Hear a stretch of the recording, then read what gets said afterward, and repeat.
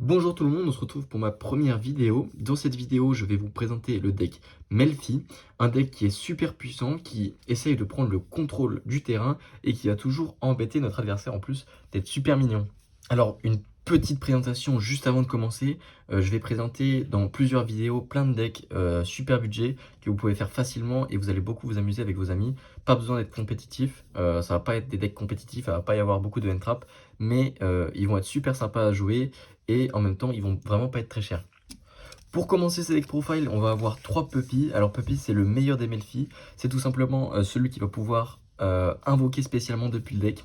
Alors l'effet des Melfi, c'est tous les mêmes.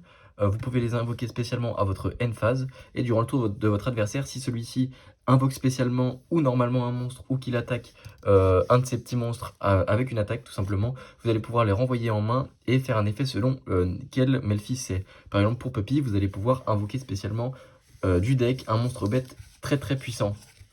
Ensuite nous allons jouer 3 Cathy. Cathy, celui-ci va pouvoir ajouter un monstre bête depuis votre deck à la main. Et ensuite, nous sommes dans un deck Melfi, donc on va vouloir jouer un maximum de Melfi. Ils ne sont pas très puissants, mais ils peuvent être utiles selon les circonstances. Pony va nous permettre de récupérer un monstre bête depuis le cimetière et Feni en invoquer un spécialement depuis notre main. Ensuite, nous allons jouer les starters, 3 chats sauveteurs. Alors, excusez-moi, j'ai un lapin sauveteur car je n'avais pas 3 chats sauveteurs. Mais c'est le starter le plus puissant du deck. Il va nous permettre de faire le Lion Naturia super rapidement. Le deuxième starter monstre qu'on va jouer, c'est le Castor Agile. Lui, quand il est invoqué normalement, on va pouvoir invoquer spécialement un monstre du même nom. Ensuite, parmi les monstres qu'on va pouvoir invoquer avec le chasse-sauveteur, il va y avoir notamment le Valériphone qui est un monstre bête synthoniseur et la taupe minière qui est niveau 3 et ça va nous permettre de faire le Lion Naturia.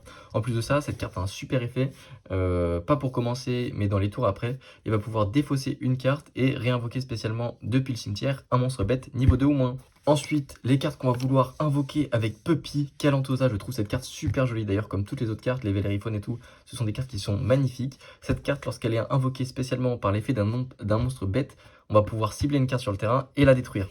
Ensuite, on va jouer 3 Keras. Keras Tribrigade. Un monstre Tribrigade, c'est le seul monstre Tribrigade qu'on va jouer. C'est un monstre bête niveau 2, encore une fois, il va nous permettre de faire des X6-2. Lui, on peut l'invoquer spécialement en défaussant un monstre bête, bête EV ou bête guerrier. Donc ici, on va surtout défausser des monstres bêtes.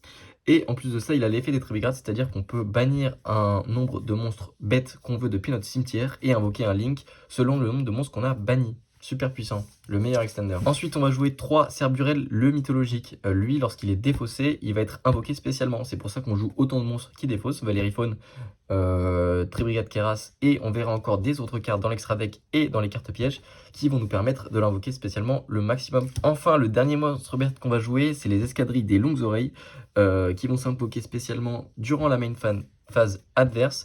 Et on va immédiatement à la résolution de cet effet pouvoir faire une synchronisation avec ce monstre et un autre monstre bête qu'on contrôle. Ensuite, les 4 derniers monstres qu'on va jouer, ce sont pas des monstres bêtes, mais ce sont des monstres qui sont utiles car ils vont pouvoir protéger le chat sauveteur de faire son effet. On va pouvoir le protéger des end-traps, notamment de H, Gamma, qui est super puissant et qui en plus va empêcher notre adversaire de jouer si on l'a dans la main et qu'on commence deuxième. Ensuite, pour les cartes magie, on va jouer 3 obéissances scolarisées. La meilleure carte du deck, elle va nous permettre d'invoquer 3 monstres de bête niveau 2 ou moins directement depuis notre deck. Ce qui va nous permettre d'avoir accès à nos Puppy, à nos Cathy et en même temps à nos Calantosa qui vont nous permettre ensuite de faire des X6-2 avec. En chien, on va jouer les 2 cartes Melfi en x1, Jeu du loup Melfi et Cache-Cache Melfi.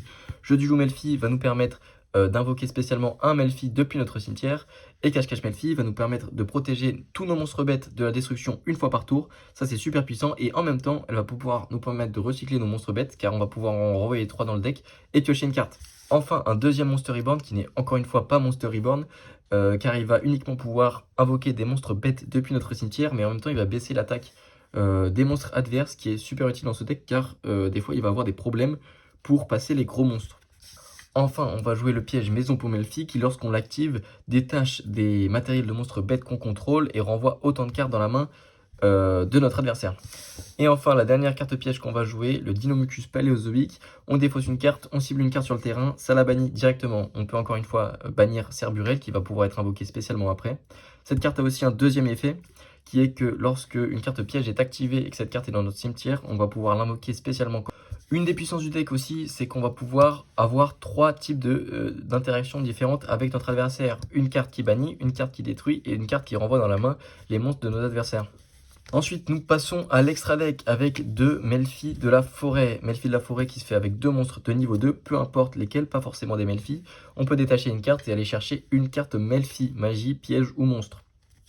Ensuite, nous allons jouer 2 joyeux Melfi, un Melfi encore un peu plus puissant qui, lui, cette fois, a 2000 d'attaque, qui va pas forcément nous servir, car pendant le tour de l'adversaire, on va pouvoir le renvoyer dans l'extra deck et invoquer spécialement de notre cimetière autant de monstres qu'il avait d'attachés.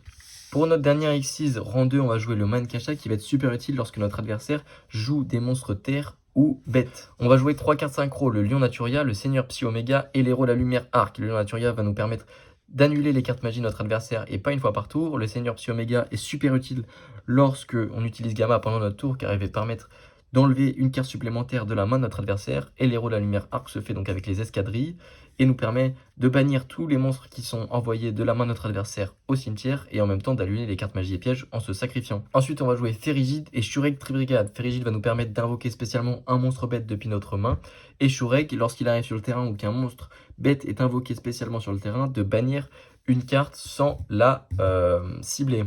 En plus de ça, avec Shurek, lorsqu'il ira au cimetière, on va pouvoir tuto un monstre bête la plupart du temps. Et c'est d'un de nos moteurs d'attaque car il a 3000 d'attaque, super puissant, le meilleur monstre du deck. Ensuite, j'ai décidé de jouer les 3 Link Nightmare qui sont des links génériques. Cerber qui va permettre de détruire des monstres invoqués spécialement. Phoenix qui va permettre de détruire des cartes magie au piège. Et la licorne qui va permettre de renvoyer des cartes dans le deck. En plus de ça, pour activer leur effet, elles ont besoin de défausser une carte, ce qui peut être un nouveau moyen d'invoquer Cerburel. Enfin, une nouvelle ligne générique, la Géonateuse, qui va nous permettre d'échanger la place de 2 monstres qui sont pointés par cette carte, ce qui peut permettre de donner des cartes assez inutiles à notre adversaire et pourquoi pas, si l'adversaire ne fait pas attention, de lui voler une carte puissante. Et enfin, la dernière carte qu'on va jouer, c'est le Dragon Épée Borel, qui est encore une fois un moteur d'attaque de ce deck qu'il ne faut pas négliger, qui est pour moi indispensable. Il va permettre de faire une deuxième attaque en passant un monstre en mode défense et en plus de ça, il peut gagner de l'attaque pour passer des monstres qui ont plus que 3000 d'attaque. Si vous n'arrivez pas à trouver toutes ces cartes, je vais vous proposer des cartes que vous pouvez jouer à la place. Le numéro F0 Utopique qui peut être super utile car on joue beaucoup d'X6 niveau 2. Le 4 Shark et le numéro 45. Ensuite, il y a aussi une link que vous pouvez adapter, c'est le dragon Charge Borel qui peut être super utile et la ligne 3 Tribrigade, mais j'ai pas réussi à trouver de la place pour la jouer. Voilà, cette vidéo est terminée. Si elle vous a plu ou non, je vous invite à le dire en commentaire.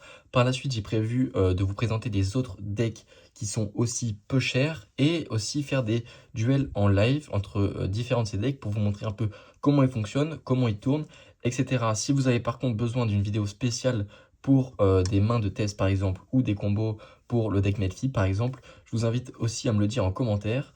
Il me reste qu'une chose à vous dire, évidemment c'est de vous abonner. Non je rigole, c'est de vous dire au revoir et on se retrouve très bientôt pour une prochaine vidéo.